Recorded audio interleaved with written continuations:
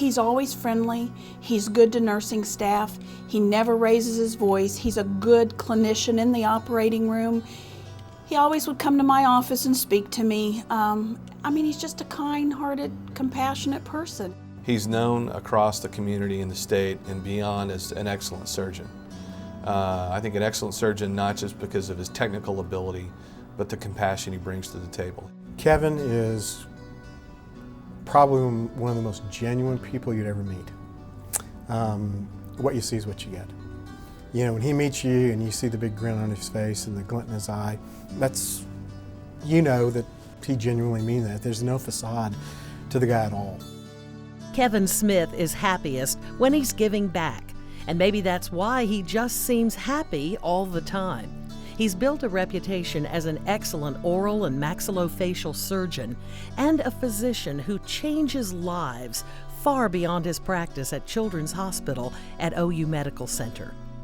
He's a pivotal part of our trauma team. We are the only level 1 trauma center in the state of Oklahoma. You know, I knew about the team he set up for kids with cleft lip and palate problems.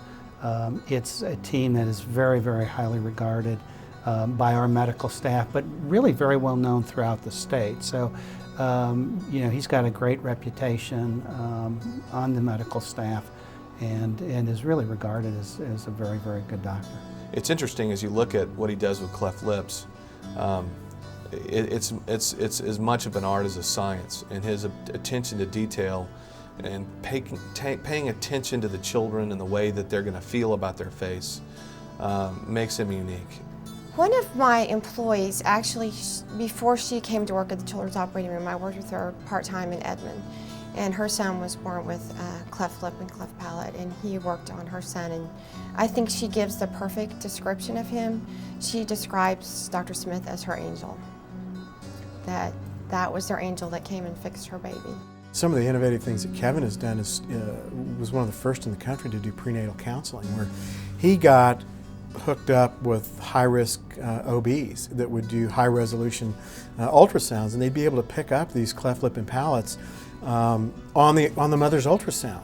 We knew when Talon was born that he was going to have a unilateral cleft lip, and it was so reassuring and comforting knowing who our surgeon was going to be before Talon was even here, and we had talked to him.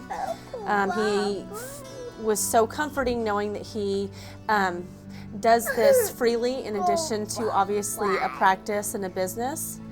And so it was just so nice knowing that someone does this and specializes and has a heart and a niche for cleft lip, cleft palate.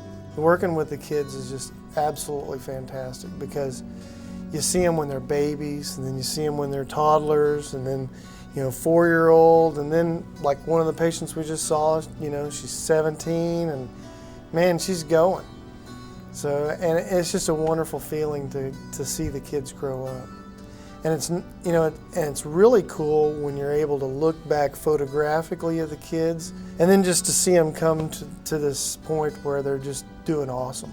He started a foundation called A Smile for a Child, and clearly with him, cleft lip and palate is a passion, and he set up the foundation. He has made repeated trips down to Mexico, down to Central America. He's gone to Romania. He believes in this. He believes in this foundation. He started a parent support group for parents with cleft lip and cleft palate, the children.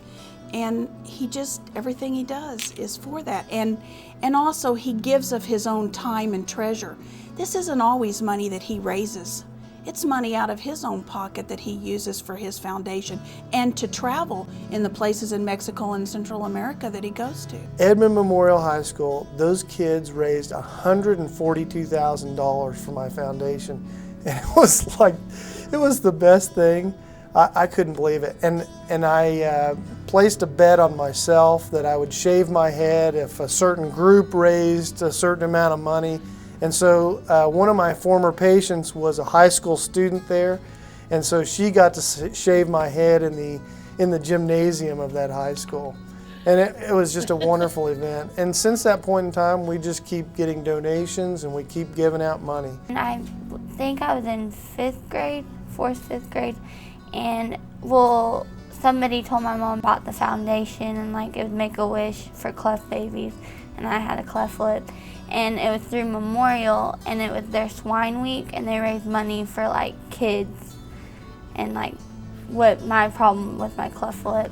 And so they asked us to be a candidate, and I was excited that they chose me, and like we had to go and talk, and I thought it was kind of cool that they would want to raise money for me. I have 4 kids, and Zachary, he was born with a bilateral cleft lip and palate. We had already talked to Dr. Smith several times about, you know, how we were going to feed him and stuff, just in case, and he did. Zachary's had, I think, 2 surgeries. His lip has been repaired, and his palate has been repaired, but his gums still, he's got numerous surgeries left. His gums aren't connected to the rest of his mouth yet, and but he looks really good. I think everybody needs to take their abilities, whatever they are, and take them and give back. Yeah, you have a great life, most people do, and just give back. That's humanitarian.